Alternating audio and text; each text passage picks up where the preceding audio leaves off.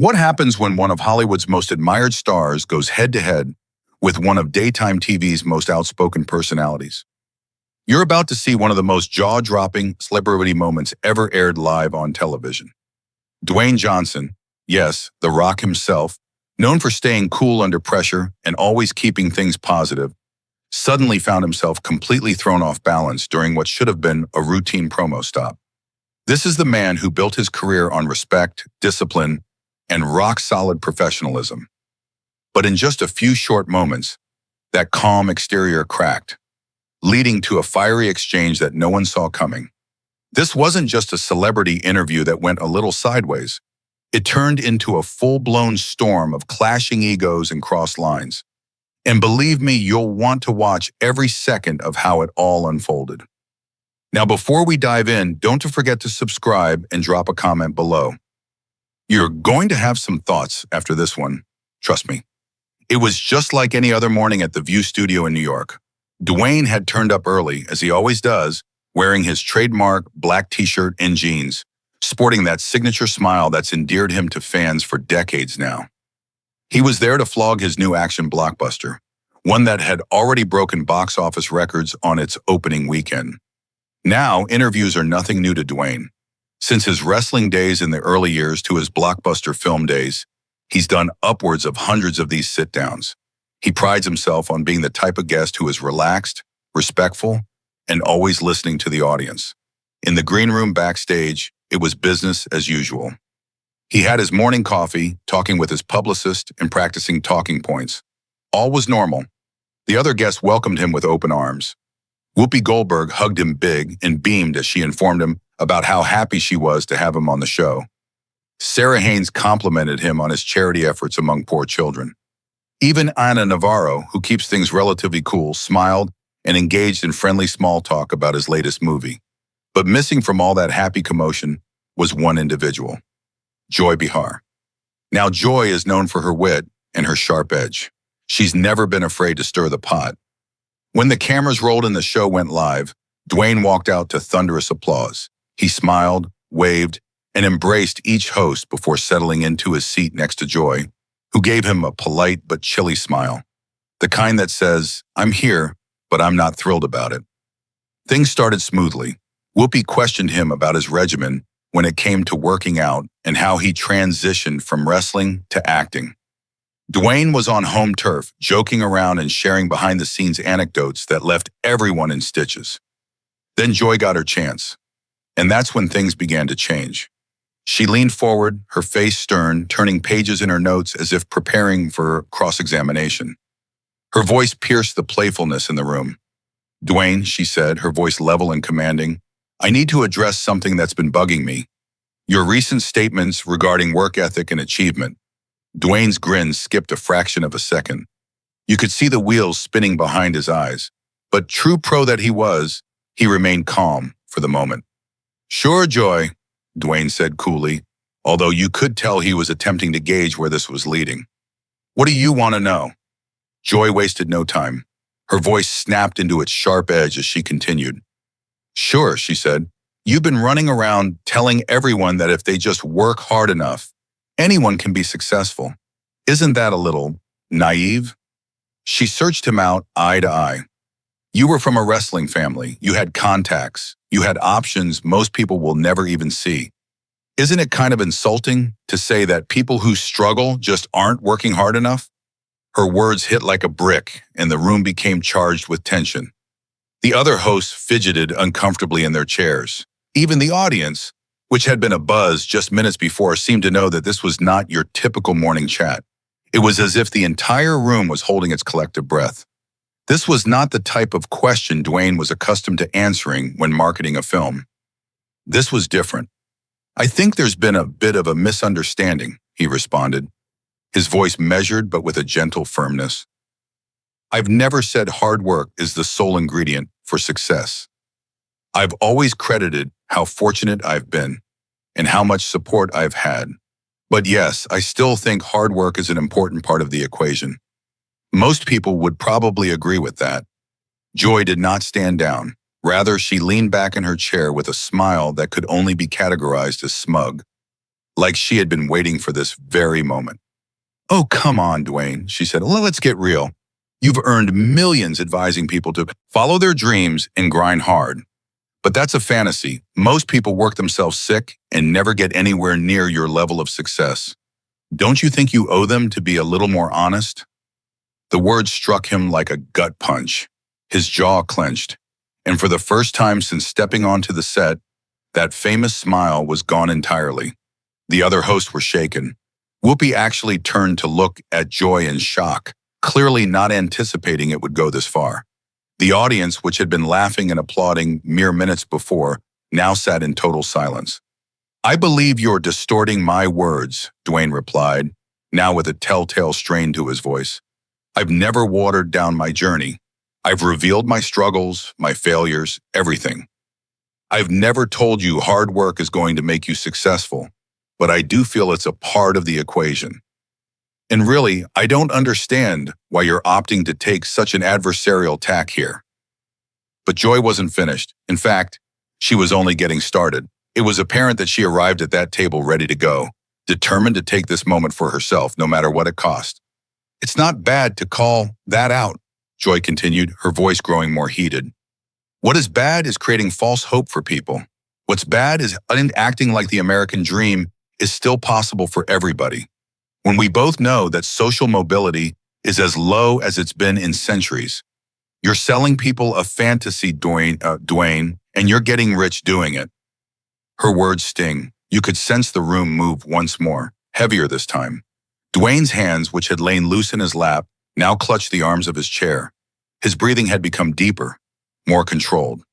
That cool, calm demeanor he had come to be known for was starting to crack. The other hosts looked at each other nervously, not sure how to interject. Even backstage behind the cameras, there was an energy of discomfort.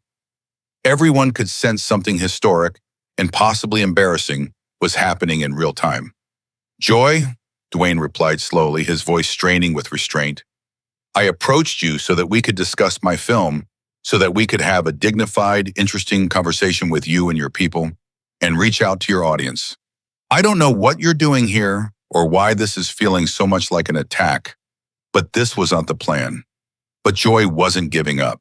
If anything, his unease seemed to energize her, like she had discovered a weakness in his armor and was going to make it bigger.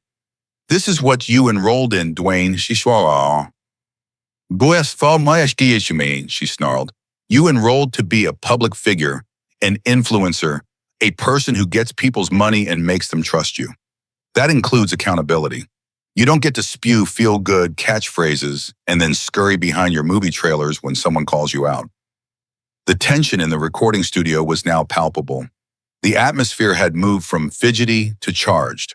All, from stagehands to live audience, knew they were witnessing something they'd be discussing for a very long time. In the wings, Johnson's publicist was frantically attempting to catch the producer's attention, waving his arms for them to cut the segment or go to commercial. But the cameras remained fixed, recording each moment of what was fast becoming a headline-grabbing fiasco. Dwayne took a deep breath, clearly struggling to compose himself. But the damage was done. The polished, glitzy facade of a good-natured promo interview was broken, and he and Joy both knew that there was no way to turn back time on what had just transpired. The man America had grown to recognize as the face of encouragement and hope was on the verge of showing a part of himself that few had glimpsed. "You know what, Joy?" Dwayne said, his voice now laced with a sharp edge that immediately commanded attention. Everyone in the studio leaned in, hosts, crew, audience, all waiting for what would come next. "I think I'm finally starting to understand what this is really about." Behar's eyes narrowed. She knew she had pushed him to the breaking point, and rather than backing off, she leaned into it. She seemed to be almost pleased. This was the moment she'd been waiting for. "Oh, really?" Joy asked, raising her eyebrows. "And what exactly is that supposed to mean?" Dwayne edged forward in his seat, and under the bright studio lights, he seemed larger in that instant, his presence unmistakably dominant. "It's not about my message," he declared, his tone firm but passionate. "It's not about whether I'm successful or if I'm doing my best to help people. This is about you, Joy. You needing to bring someone down just to be noticed. This is about you taking cheap shots at someone who's trying to get good into the world, because that kind of drama brings you attention. The room went silent. Nothing. Even the off-screen team, who were typically busy and agitating, stood still. Whoopi Goldberg's eyes widened in shock. Sarah Haynes appeared as if she would like to crawl under the table, and Anna Navarro simply sat there, stone still, her mouth hanging a little open in amazement. But Joy? She didn't bat an eye. She seemed to be just warming up, actually. Dwayne's words served only to fuel her more. Relevant? She snorted. That's rich, coming from a guy who made it a career out of being something he isn't. You want to discuss relevance?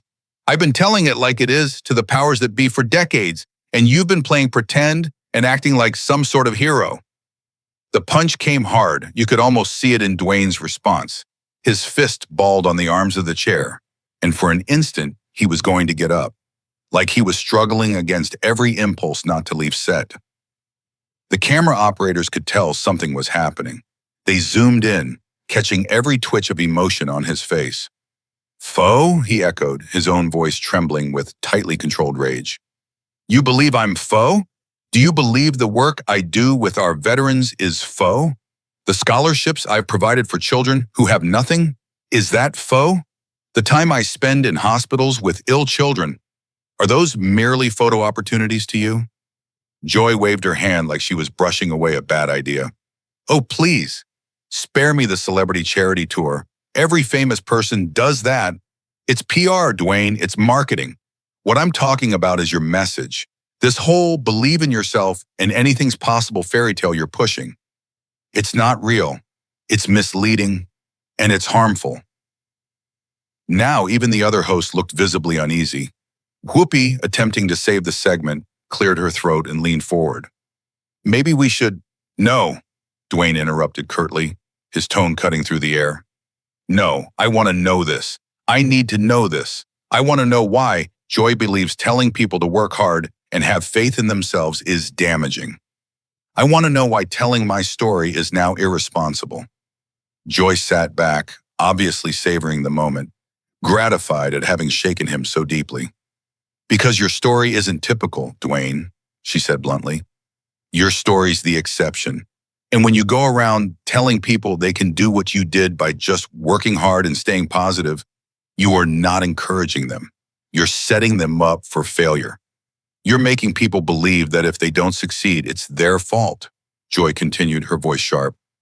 That they didn't try hard enough. That they didn't believe enough. And that's not just misleading. It's cruel. Dwayne's face was now flushed with frustration. The cool, easygoing demeanor he was known for had completely vanished. So what's the alternative, Joy? He fired back tightly. Should I advise people to just give up, not even bother to try, that they're a failure from the get-go, so they might as well quit while they're ahead? You should tell them the truth, Joy snapped. Tell them that sometimes success is based on things they don't have control over. Tell them the system is broken, that the odds are against them. No amount of believe in yourself lectures is going to fix that. By this point, the audience was totally engaged. Nobody was clapping, laughing, or fidgeting in their seats. You could sense the force of the moment bearing down on the room. This was no longer just an interview. It was a live, unfiltered debate about hope, hardship, and the American dream, playing out for millions to see. Then Dwayne got up. His long frame cast a shadow over the table. His abrupt movement created a flicker of concern among the crew, and a couple of security personnel moved closer to the set just in case.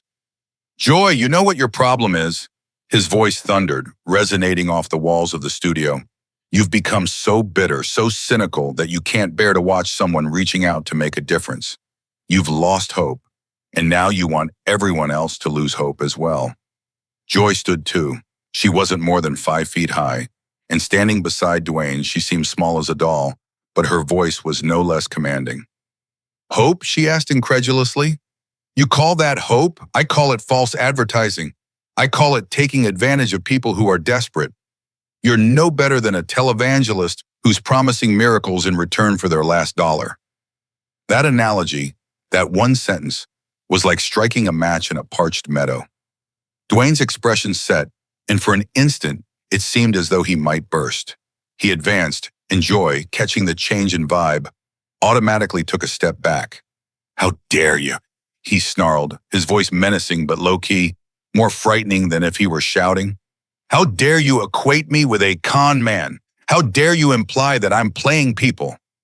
The other hosts had stood up from their chairs now, visibly upset.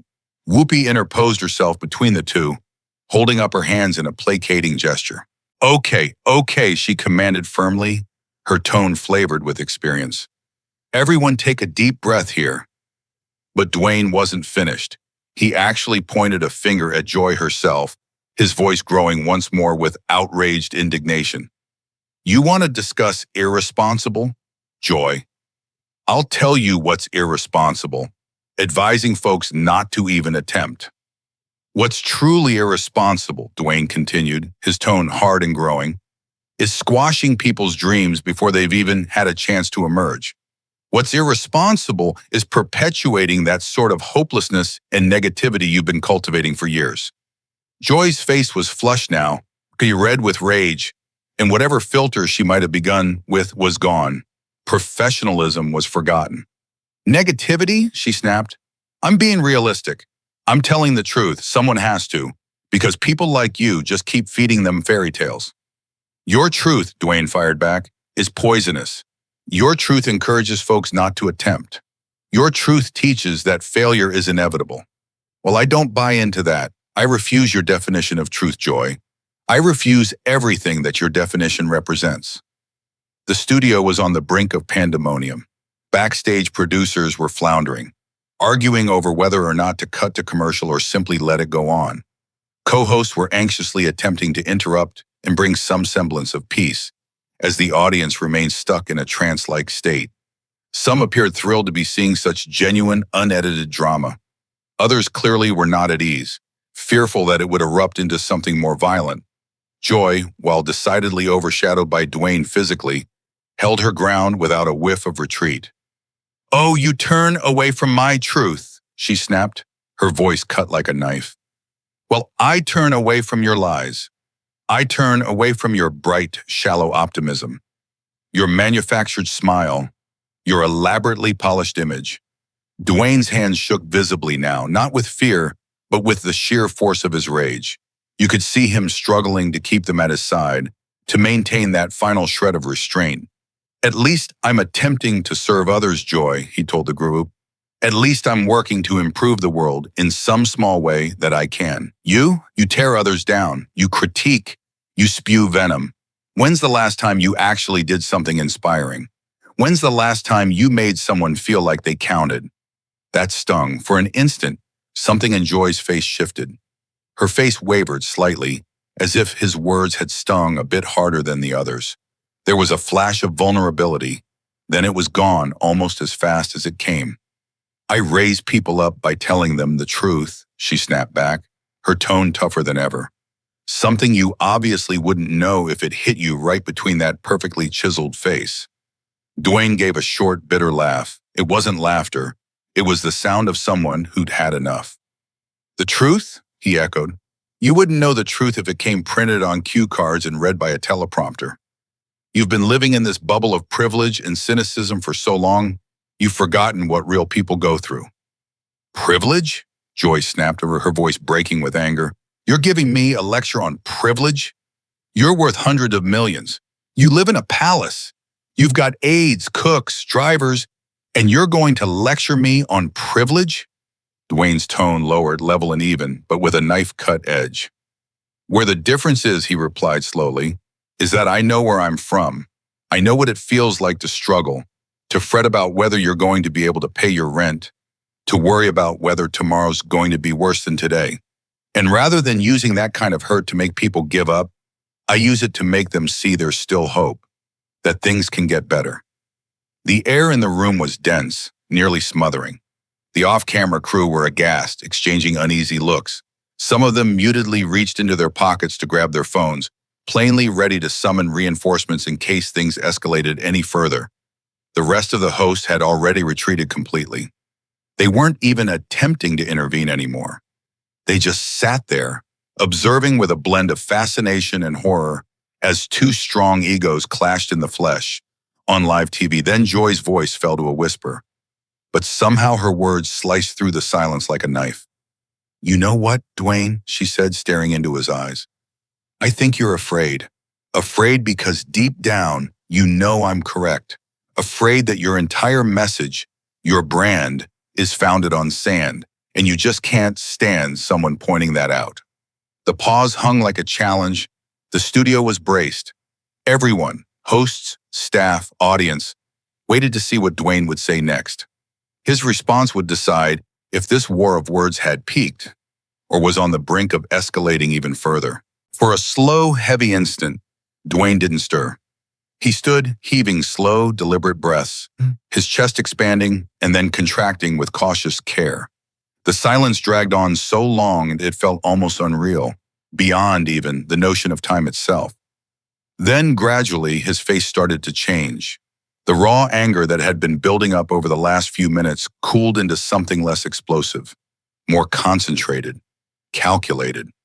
The sort of gaze that transmitted, "I've considered this carefully, and now I'm going to say precisely what I mean." When he finally spoke, his voice was low, but each syllable was charged with weight, requiring the attention of everyone in the room. "Listen, Joy," he said, his voice unexpectedly tranquil. "You are right about one thing. I am afraid." You could sense the audience catch its breath. "I am afraid," he went on, "because people like you have power. Because people who would rather destroy hope than create it get the largest microphones. I'm afraid that your brand of poisonous pessimism is becoming synonymous with truth in our society." Joy started to respond, but Dwayne lifted a hand, firm, confident, and without even raising his voice, silenced her. She actually stopped mid-breath. The power of the moment undeniable. "But here's what I'm not scared of," he said, his voice beginning to build with clarity and conviction. "I'm not scared of the truth. The truth is, yes, I've been incredibly fortunate. Something the truth is," Dwayne went on, "success is not a done deal, not even when you work your tail off. But another thing the truth is, quitting makes failure a cinch. And perhaps, just perhaps, hoping even when it seems just out of reach is better than hoping for nothing." He moved toward Joy, not threateningly, but with the sort of quiet intensity that seemed to make the entire studio contract around him. "You want to know what's really scary, Joy?" he said, locking eyes with her. "What's scary is that you've given up on people.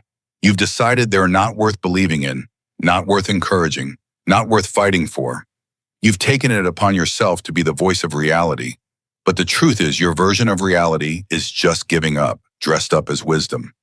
The studio audience sat riveted. Some had pulled out their phones, quietly taping. Others just sat there, eyes wide, as if watching one of the most surprising, emotional moments in daytime television history.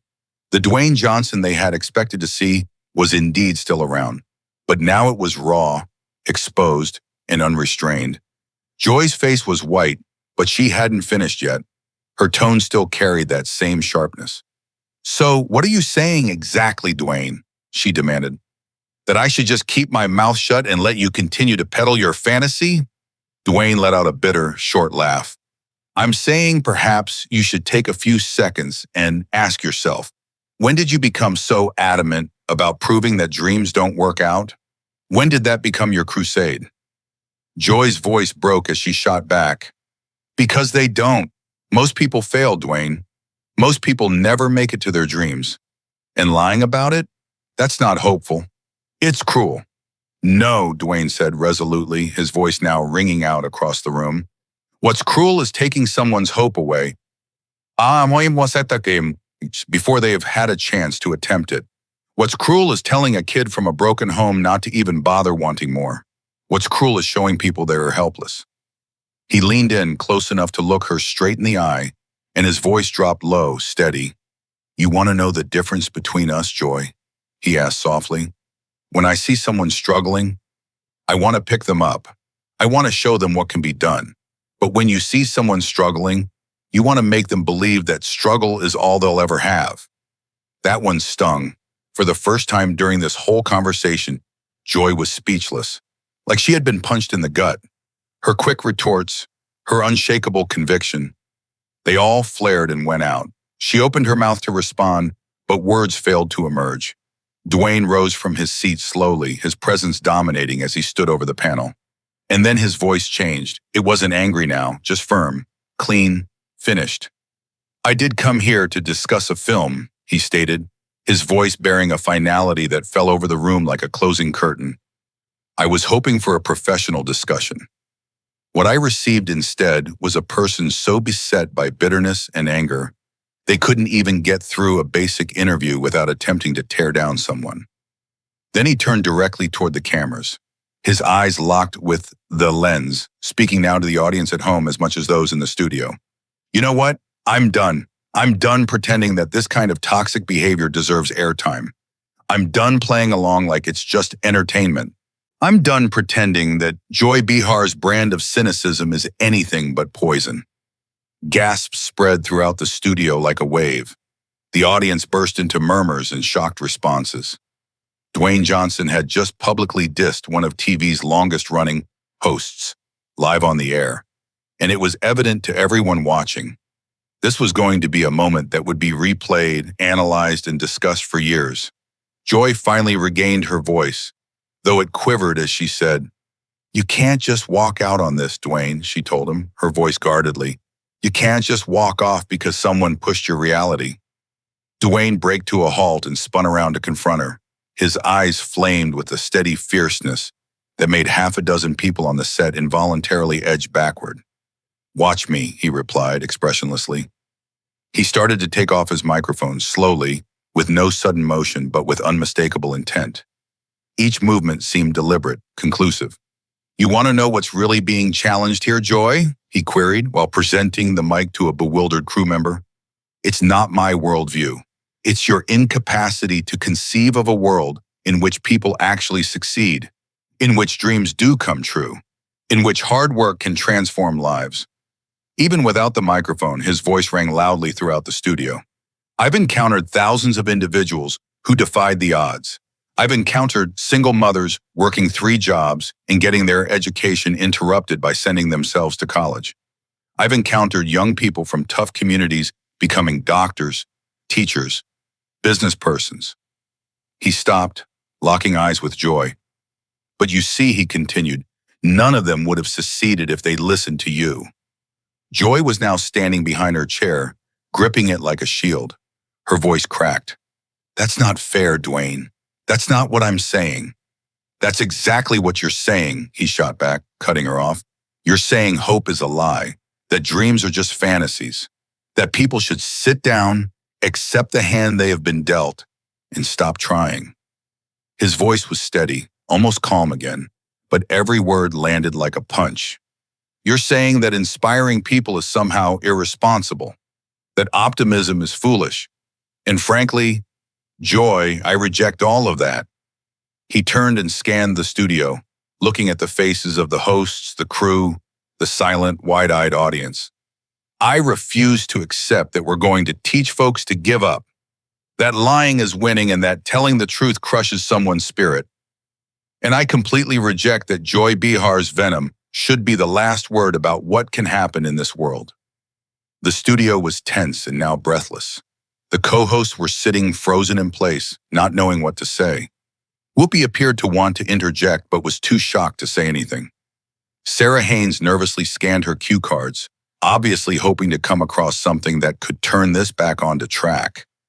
Dwayne made a couple of slow strides towards the studio door, but then stopped, turned, and gazed back once more. "What the worst part of all this, Joy?" Dwayne asked, standing in the doorway. "The worst part is that you most likely had dreams once too. You most likely believed in something. And at some point along the way, you lost hope. And now you can't bear to see anyone else still clinging to theirs." The words slammed like a gavel, final, soft, and impossible to overlook. For a second, something shifted in Joy's face. Her shoulders sagged ever so slightly. Her eyes flashed, not with defiance, but with something softer. Something that looked an awful lot like hurt, but it was over as quickly as it appeared. "Don't you dare psychoanalyze me, Dwayne Johnson," she spat, her voice instantly higher-pitched. "Don't you dare act like you have any clue about my life or my aspirations." But Dwayne was already at the studio door, one hand on the handle. He glanced back once more. His voice was no longer tense. It was calm, quiet, and resolute. "I don't have to pretend, Joy," he said. "You've shown me everything I need to know, all of us, in the last 20 minutes. Then he spun around, shoved the door open, and stepped out, leaving behind a room so quiet it was deafening. The camera paused on Joy's face. For once, she didn't utter a word. She didn't even shift. Each emotion flashed across her face. Shock, outrage, perhaps a hint of regret, and something that passed suspiciously close to shame. The other hosts sat frozen in place, exchanging glances, but unsure of what to say. No one had ever seen anything like it. Finally, Whoopi Goldberg cleared her throat. She leaned slightly toward the camera, her voice low and cautious. "Well," she said quietly, "we'll be right back after this break." But everyone watching knew the truth. There was no coming back from what had just happened. The interview was over. The damage was done, and within minutes the web was on fire. Clips going viral in an instant. Responses flooding in. Social media burning with news of the moment when Dwayne Johnson lost it. So now we want to hear from you. What did you all think of this explosive argument? Have you ever seen a celebrity storm out in just that way? Leave your thoughts in the comments, and don't forget to press that subscribe button, because we've got more unbelievable moments like this on the way.